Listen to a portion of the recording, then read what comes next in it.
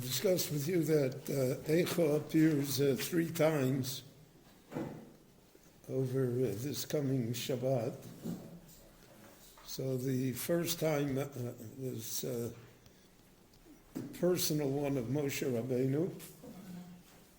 Eicha eso levadi torchachem asachem v'rivchem.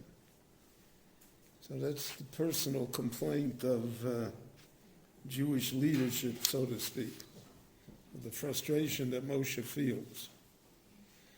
The second one is in the Haftorah of this week, the famous Haftorah of the Navi Yeshayahu, Chazon Yeshayahu ben Amotz. And he says there, Eicha hoiso lezona kiryo namona. V'leisiv tzedek u'mishpat v'yachshov meratzchim. So that is the condemnation of corruption, of what corruption does to a country. The Navi details it, that everybody, kulam mavakshi shochad, it's all corrupted. And that's the idea of why he compares it to a zona, because a zona sells for money. And therefore money is more important than anything else. And that's the source of corruption. And corruption in government is always a great danger, and it's always present to a certain degree. But when it becomes a norm, so then the society is doomed. And that's why the Torah emphasizes over and over again the problem of shochad yaver, einei chachomim v'yisalev divrei tzadikim. Shochad, that corruption destroys everything. And it destroys the righteous with the wicked. Because the society becomes one of corruption. And the society becomes one that you cannot trust.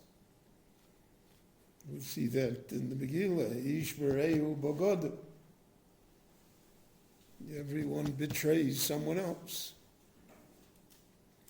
That's the basis of terror and the basis of government control, which is the ultimate corruption. Because then it removes any choice or freedom that the individual may have had regarding one's own life. When the Soviet Union was a prime example of that,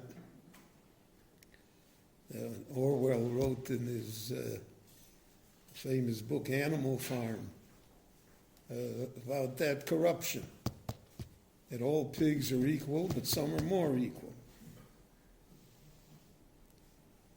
And as long as that exists, so that's what the basis of the Churban exists upon. Now it's very interesting that we do not see in the Chazon Yeshayahu, and to a great extent we don't see it in the words of Yirmiyahu either, the condemnation regarding the violation of mitzvahs. And that's not the focus point of their discussion.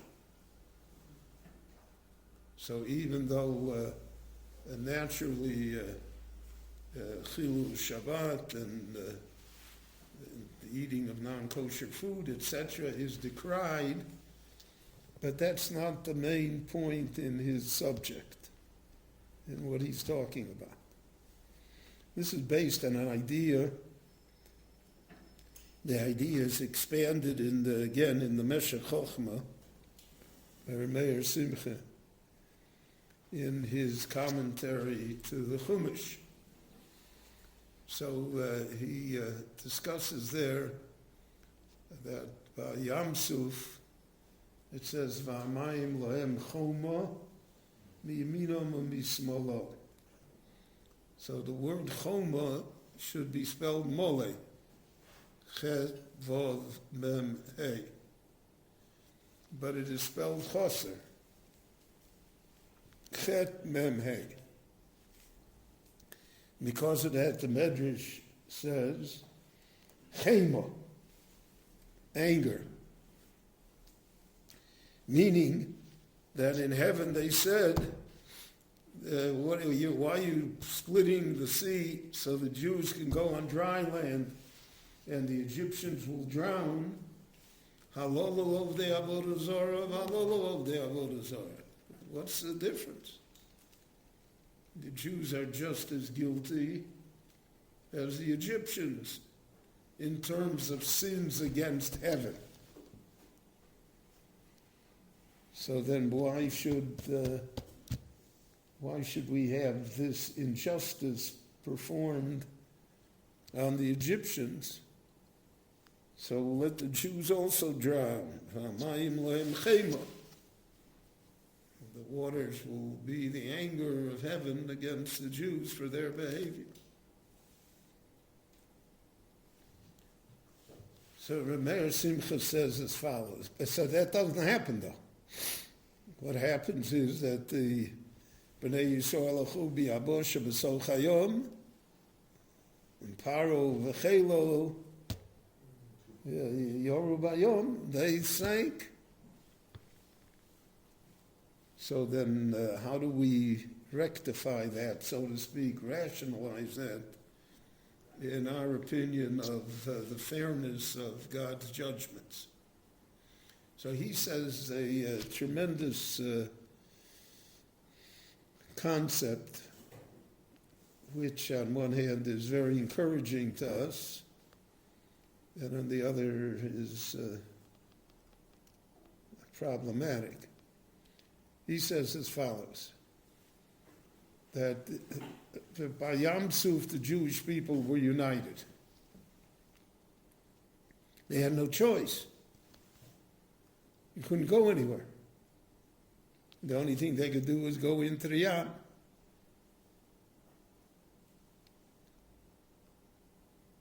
So he expands on that idea. He says we find, for instance, that Medrash teaches us, the Medrash asks, why in the wars of David HaMelech we find that the Jewish army, even though it was successful, suffered heavy casualties? And why in the wars, for instance, that Achav, the wicked king of Israel, pursued, there were very few casualties, because it's recorded that he was eminently successful without killing many. So the Gemara says, the Medrash says rather, because in the time of Achav, no one revealed to Achav where Eliyahu was. They did not speak Lashon Hara about the others. They had a social fabric that did not allow them to inform on others, did not allow them to argue with others. They were united, but they were Odei Avodah Zorah.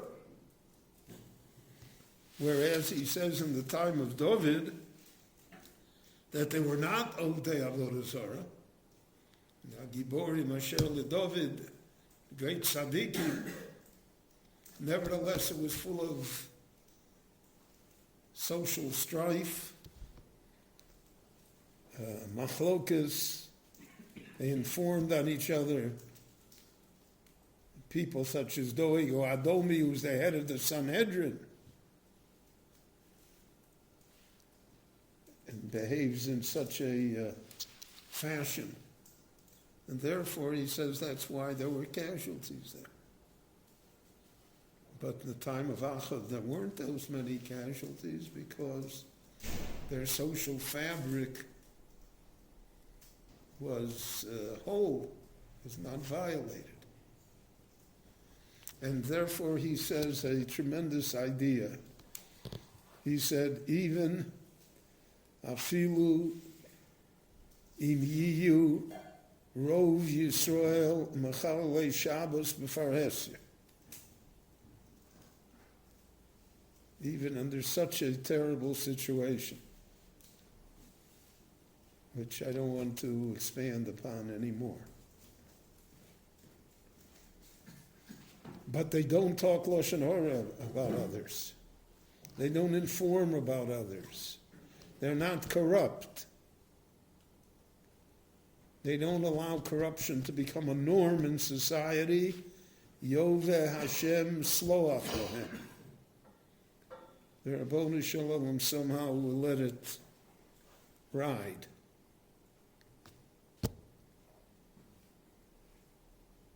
But if that is destroyed, so then even though in other respects they are pious and observant, it will be beyond the ability of heaven not to take action. A remarkable idea that he says. And that pretty much is what the Novi says in the Haftorah. So at the end he says, Tzion b'mishpat tipodeh, v'shover b'tzedakah. What is the redemption? How do we get out of destruction? Mishpat, that you can rely on a system of justice, that the law is equal, that it's not corrupted.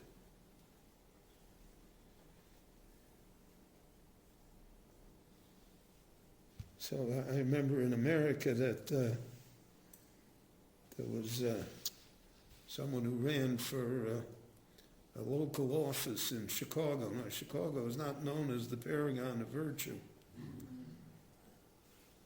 But his unspoken platform, he didn't say it, but his unspoken platform is that if you get a parking ticket, I'll fix it for you. Which is very appealing. But minor corruption breeds major corruption because it creates a society of corruption. And the society of corruption leads to the Churban. That is what the Haftorah says. So that's the lesson in the second Eicha.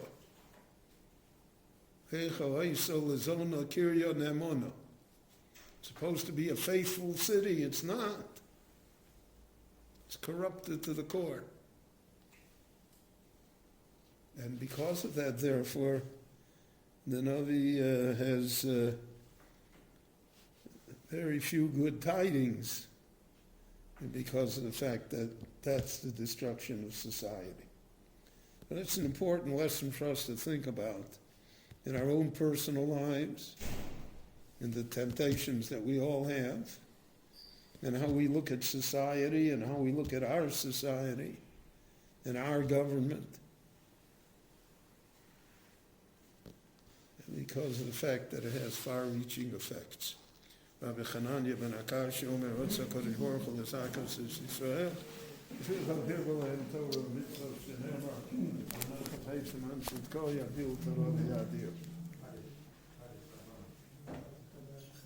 Amen.